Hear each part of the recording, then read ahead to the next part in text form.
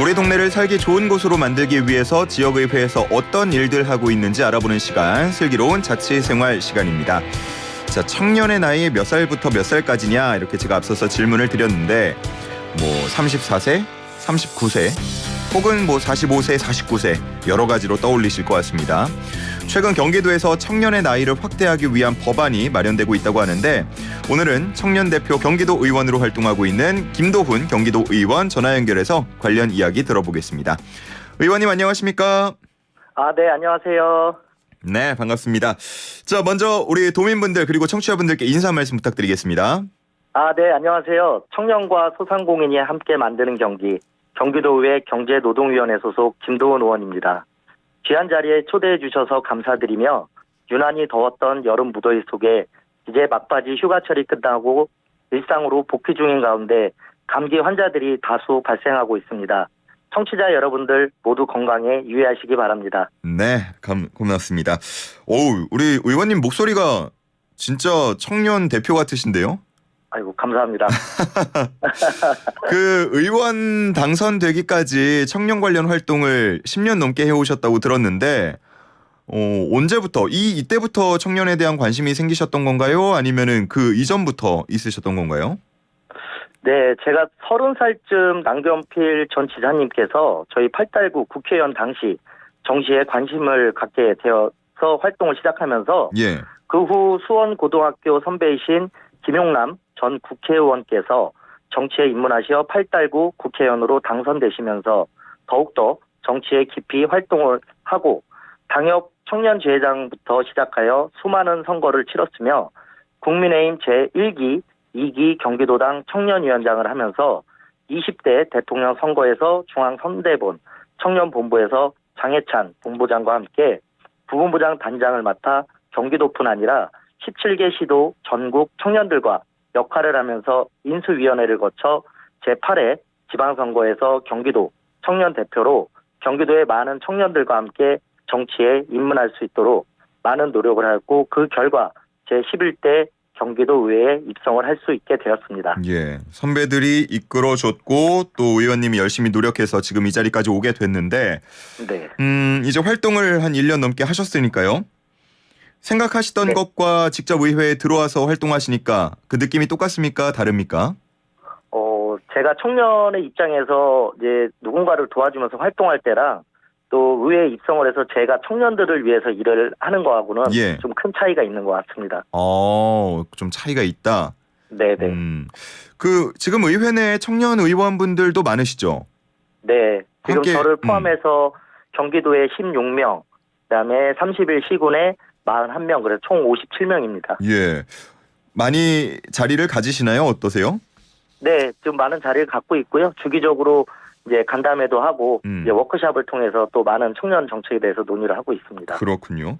자, 청년 정책들 앞으로 어떤 얘기들이 더 나올지도 궁금한데 일단 그간의 좀 성과를 짚어주신다면요? 네, 국민의힘 청년들은 17개 시도의 청년위원장들과 전국 청년지방의원협의회 17개 시도 광역 기초대표를 중심으로 전국 청년들이 함께 활동을 하고 있습니다. 저 역시 경기도의회 국민의힘 제1기 청년특별위원장을 역임하였고 현재 국민의힘 중앙당 상설기구인 전국 청년지방의원협의회 경기지부 광역대표의원으로 활동하고 있습니다. 매월 전국 17개 시도 광역기초대표의원들과 함께 용산에 방문하여 대통령실 청년 TF팀과 청년 정책에 대해 논의하며 전국 청년들이 정책에 참여하고 실현할 수 있는 기반을 만들고 있습니다.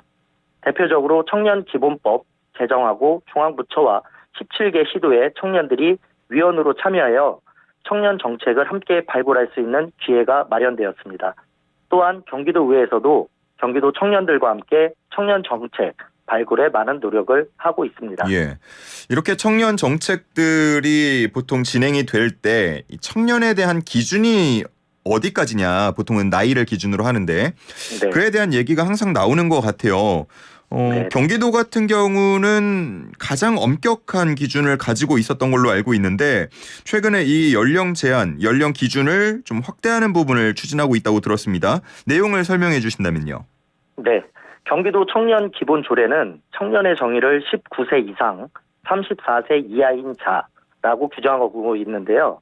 이번 개정안은 청년 나이 상한 기준을 34세에서 39세로 상향하는 내용으로 청년의 권익과 증진 발전에 기여하고자 발의하게 되었습니다. 뭐 나이 기준을 지금 39세까지 상향한다는 건데 그 네. 이유가 있을까요?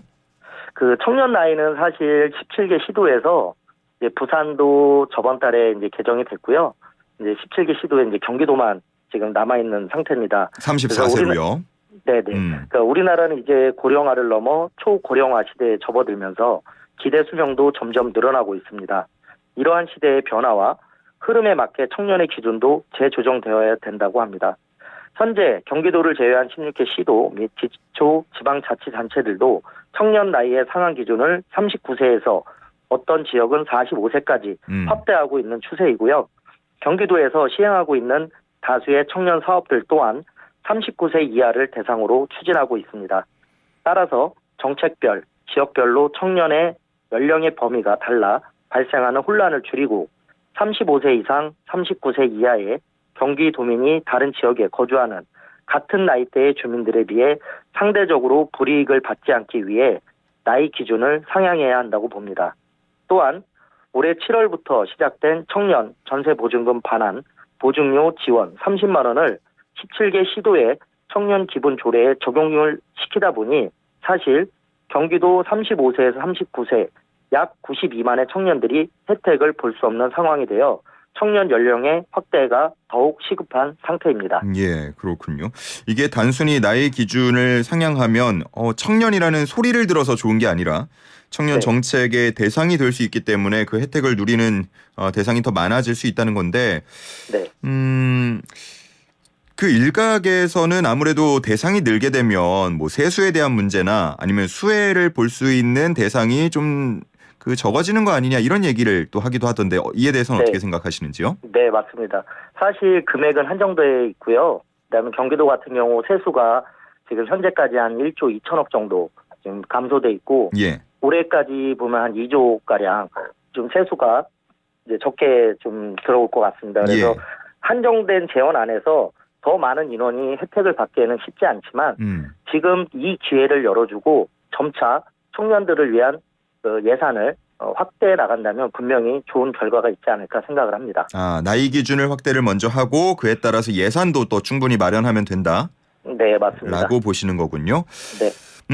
그 의원님 그 얘기하는 거 인터뷰한 걸 보니까 요즘에 일도 하지 않고 사회와 단절된 채 살아가는 은둔형, 뭐 니트족, 고립된 청년들 많아지고 있다고 우려하는 내용이 있던데 이에 대한 대책은 어떻게 혹시 생각을 하고 계세요? 네. 사실 사회 활동을 통해 사회적 정체성이 좀 확립되는 중요한 청년의 시기에도 코로나 팬데믹 이후 더욱 심각해진 은둔, 니트형, 고립의 장기화는 사회 복귀를 더 어렵게 만들고 있으며 이런 문제들이 익숙해지면서 다음 세대로 이어질 수 있기 때문에 반드시 신경 써서 풀어나가야 할 큰 문제라고 생각합니다. 고립 청년이 건강한 사회 구성원으로 성장할 수 있도록 필요한 지원책을 면밀히 검토해 나가고 있으며 청년 기획과와 많은 소통을 통해 경기도 전체에서 청년 프로그램을 만들려고 준비를 하고 있습니다. 예, 뭐 의원님도 청년이시고 또 후배들을 만나면서 아마 청년의 상황에 대해서 많이 느끼고 계실 것 같은데 뭐 요즘에는 결혼은커녕 연애도 잘 안 한다 이런 얘기도 들려서 상당히 걱정이 큰 것 같습니다. 좀 구체적으로 우리 청년 의원님들 모이면은 이에 대한 얘기를 좀 하시나요?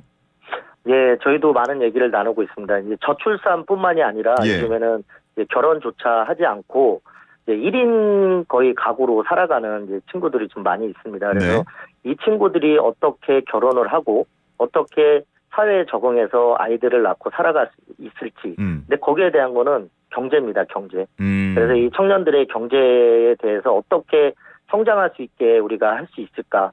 보면 이제 시대의 흐름에 맞춰서 가야 된다고 저는 생각을 합니다. 그래서 요즘 같은 1인 가구에 또 시대가 바뀌다 보니 요즘 이제 청년들이 이제 1인 크리에이터로 활동하면서 방송 매개체 등 이런 데서 많은 활동을 하고 있습니다. 그래서 이런 문화생활 콘텐츠에 대한 지원 육성 좀 필요성이 있고 그다음에 이제 취업 문제가 요즘에 좀 많이 있잖아요.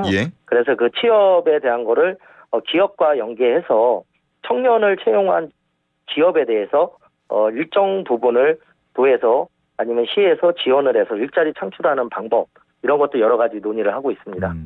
요즘에 주변에 결혼한 친구들 그런데 자녀를 계획이 없는 친구들한테 물어보면 아이를 행복하게 만들어줄 자신이 없어서라는 답변이 가장 많이 나오던데 개인적인 네, 경험입니다만 네, 맞습니다. 예, 아이가 행복하게 살 수 있는 그런 세상을 만들어주시기를 네. 부탁을 드리겠고요. 열심히 노력하겠습니다. 예, 다음은 소상공인 얘기를 잠깐 해볼게요. 경제노동위원회 활동을 하고 계시니까요.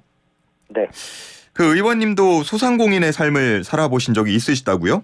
네, 맞습니다. 언제 어떤 경험입니까? 제가 2014년부터 이제 수원역에서 예. 개인 사업을 시작을 했고요. 그리고 그때부터 지금까지 계속 소상공인의 삶을 살고 있습니다. 지금까지도요? 네네, 지금도 소상공인으로 지금 지내고 있습니다. 예. 네, 그리고 또한 저희 조부모님과 부모님 모두 소상공인이셨고, 이제 어릴 때부터 전통시장을 다니면서 이제 시장의 아들로서 누구보다 시장 상인들의 고충을 잘 안다고 스스로 자부하고 있습니다. 그리고 소상공인을 위한 정책에 있어서 가장 핵심은 정책이 매출로 이어져야 한다는 점입니다. 이를 위해서는 시장별, 지역별, 상황과 특색에 맞춰 지원책이 필요하고요. 자, 올해 초 같은 경우 제가 특조금으로 매산시장의 조명시설 6억 원을 편성한 바가 있습니다. 어두운 매산시장을 빛의 전통시장으로 만들고 외부인을 유입하면서 지역 경제를 활성화하는 것이 목표입니다. 또한 향후 계획은 팔달구를 비롯한 수원시 전체에 확대하는 것이 제 목표입니다. 편성한 거는 칭찬해 드리고요. 이 나중에 효과가 정말로 있는지 그 부분도 면밀하게 검토를 해주시면 더 좋을 것 같습니다. 예, 알겠습니다. 그 의원님이 소상공인이라고 하셨는데 혹시 어떤 사업인지 간략하게 좀 말씀해 주실 수 있나요? 네네, 수원역에서 요식업도 하고 있고요.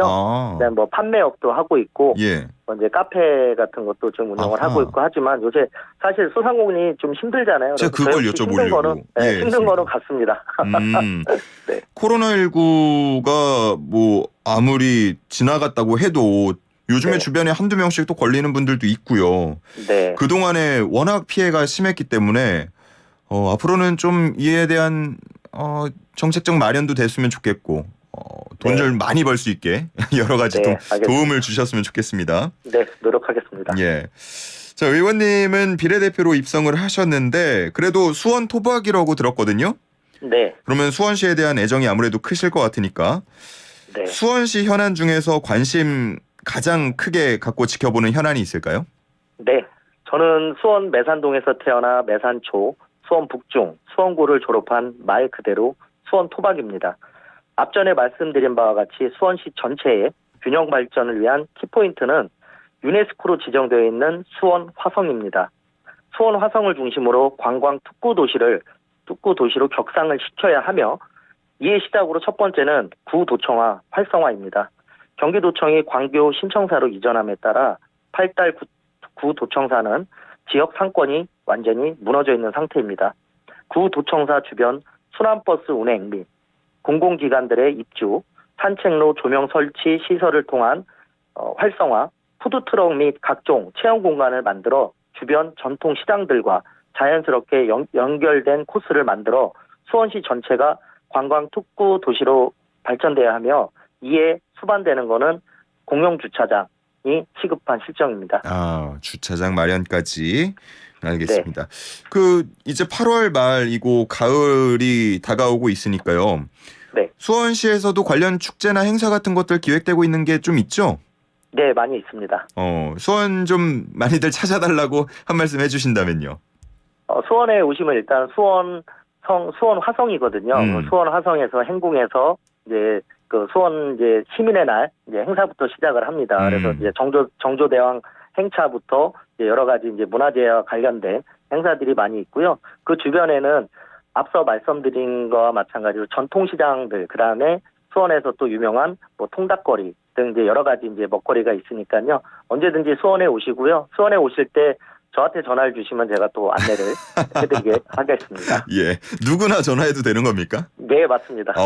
대단합니다. 말씀 약속 지키셔야 됩니다. 네, 알겠습니다. 예. 자, 경기도 의원으로서 남은 임기 동안 어떤 역할을 하고 싶으신지 그 목표도 다짐도 한번 들어보겠습니다. 네, 그 의원의 의회 본연의 기능인 집행부 견제와 감시를 통해 경기도민의 복지를 향상시키는 것이 저희 의원들의 가장 중요한 역할이라고 생각합니다. 지난 1년 동안 사무실 침대에서 쪽잠을 잘 때도 있었고 밤을 지새갈 때도 있었습니다. 그렇게 열정을 다해서 의원직에 임했습니다.